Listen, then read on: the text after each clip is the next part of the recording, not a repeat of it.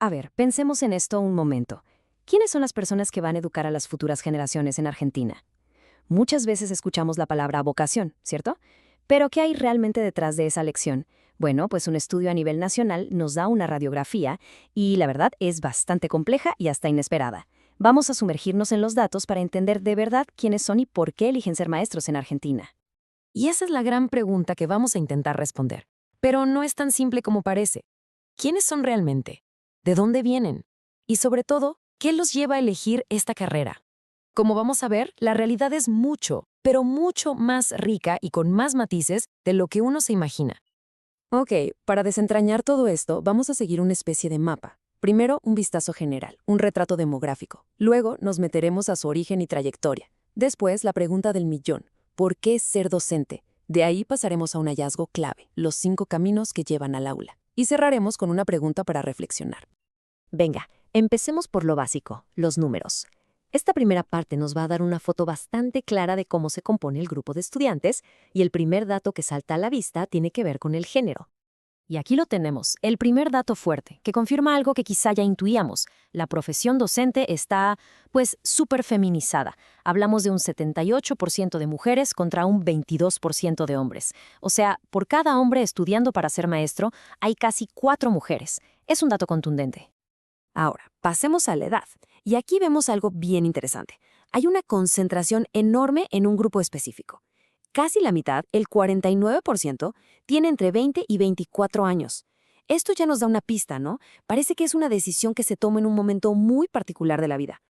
Muy bien, ya tenemos una idea de quiénes son en términos de género y edad. Pero ahora vamos a escarbar un poco más profundo. ¿De dónde vienen? Vamos a ver su contexto familiar, de dónde salen, qué estudiaron antes, para ir armando el rompecabezas. Fíjense en este número, 59%. ¿Qué significa? Que casi 6 de cada 10 estudiantes de docencia tienen a alguien en su familia que es o fue maestro. Los investigadores le ponen un nombre un poco técnico a esto, reclutamiento endogámico.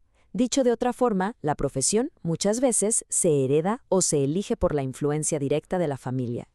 Y aquí la cosa se pone todavía más interesante, porque las diferencias entre regiones son abismales. Miren esto, en el noreste argentino, el NEA, el 89% de los futuros docentes viene de escuelas públicas, casi todos, pero nos vamos a la capital, a Buenos Aires, y ¡pum!, la cifra se desploma al 44%. Claramente estamos hablando de dos mundos distintos que terminan en el mismo lugar, la formación de maestros. Y esto nos lleva a una de las ideas centrales del estudio. La frase es un poco académica, pero la idea es clave. Para muchos, sobre todo para quienes vienen de familias con una situación económica más, digamos, más frágil, la docencia se ve como una oportunidad. Es una promesa de ascenso social, una forma de tener un trabajo estable y un título profesional, algo que quizás sus padres no pudieron tener. Y si quedaba alguna duda, esta tabla lo deja clarísimo. Es como ver la realidad en un espejo. En las regiones del norte del país, la gran mayoría de los estudiantes viene de un nivel socioeconómico bajo, pero en la ciudad de Buenos Aires, la pirámide se invierte por completo. Más del 60% viene de un nivel socioeconómico alto. Es una polarización total. Ok, ya sabemos más o menos quiénes son y de dónde vienen. Ahora vamos a la pregunta clave. ¿Por qué? ¿Qué los motiva a elegir ser docentes? Y aquí es donde la cosa se pone buena, porque es una mezcla de vocación y de razones mucho más prácticas. Estas son las razones principales que dan los estudiantes. Está la vocación, claro, pero también, y con mucho peso, la idea de un empleo estable, que se ajusta a su personalidad, que es una carrera más accesible que otras, y de nuevo, el empujoncito familiar. Es una mezcla de idealismo y pragmatismo puro y duro. Y si nos quedamos con lo que dicen, la vocación parece ganar. Más de la mitad, un 54.5%, dice, yo siempre quise ser docente. A simple vista, uno diría, caso cerrado, es por vocación. Pero aquí viene el pero. El estudio va más allá y sugiere algo súper interesante, que esa vocación muchas veces no es el origen, sino el resultado. Es algo que se construye después de tomar la decisión, una forma de darle un sentido más noble a una elección que quizás se tomó por otras razones. Como decía el sociólogo Pierre Bourdieu, es una manera de hacer de la necesidad virtud. Y la prueba de que el pragmatismo pesa, y mucho, está aquí. De nuevo, la diferencia regional es brutal. En el noreste, donde el trabajo es más escaso, casi el 74% dice que la estabilidad laboral es una razón clave.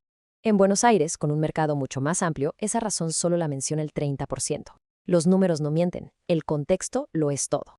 Ahora sí, llegamos a la que para mí es la joya de la corona de esta investigación, el hallazgo más revelador. Resulta que no hay un solo tipo de estudiante de docencia. No, el estudio identificó 5 caminos, 5 rutas completamente distintas para llegar al mismo lugar, el aula. Y para que entendamos por qué existen estos 5 caminos, miren este dato, es tremendo. El 44%, casi la mitad de quienes estudian para ser maestros, ya pasaron por otra carrera universitaria. Ojo con eso. Para muchísimos, la docencia no fue el plan A. Y aquí están los 5 caminos. El primero, la docencia, como alternativa, casi como un refugio. El segundo, como un desvío estratégico. El tercero, como una acreditación necesaria. El cuarto, como un complemento a otra profesión. Y el quinto, el que todos tenemos en mente como la primera opción. Vamos con el primer camino, la alternativa o refugio. Este es el caso de quienes empezaron otra carrera en la universidad, pero por lo que sea, dinero, materias muy difíciles, no pudieron seguir. Entonces, la formación docente se presenta como una opción mucho más realista, más alcanzable. La segunda ruta es la del desvío, y esta es súper estratégica. Es gente que piensa, ok, estudio para maestro, consigo un título y un trabajo rápido y estable, y con ese ingreso, después vuelvo a la universidad a estudiar lo que de verdad quería. Es un plan, un puente para llegar a otro lado. La docencia no es el destino final. Las otras trayectorias son la de acreditación, que es para gente que ya da clases pero necesita el título oficial, y la de complemento, para profesionales de otras áreas que quieren sumar la docencia a su currículum. Y finalmente llegamos al camino número 5, la primera opción. Este es el grupo que todos imaginamos, el tradicional, aquellos para quienes ser maestros siempre fue el plan A, su única y principal meta. Bueno, después de todo este recorrido, de ver los números, las motivaciones y los distintos caminos, es hora de juntar las piezas.